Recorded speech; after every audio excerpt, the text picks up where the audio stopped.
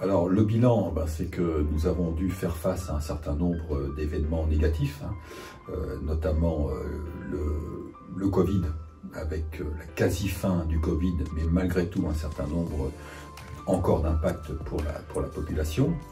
La guerre en Ukraine, avec tous les coûts, les surcoûts que cela enchaîne, tous les retards que cela peut enchaîner sur un certain nombre de projets, et bien entendu la crise énergétique sans précédent à laquelle nous devons faire face et pour laquelle un certain nombre de communes dont nous faisons partie, nous n'avons aucune aide pour passer cet écueil.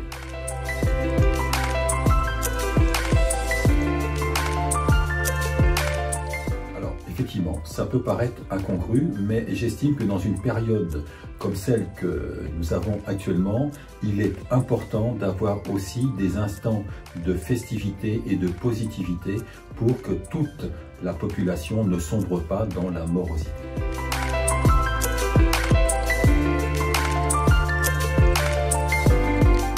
Alors, la ville, bien entendu, souhaite poursuivre ses projets.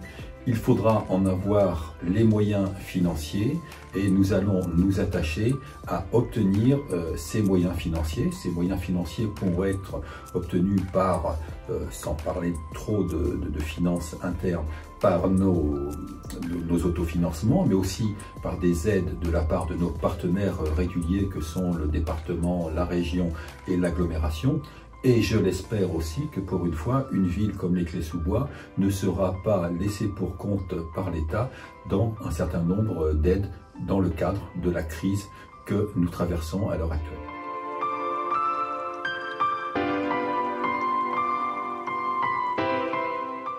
Deux parties. Au niveau de la commune, je souhaite que l'on puisse poursuivre nos projets qui sont attendus par les Clésiens eux-mêmes. Et pour eux, à titre personnel, je leur souhaite bien entendu avant tout la santé et le bonheur pour eux et pour leurs proches.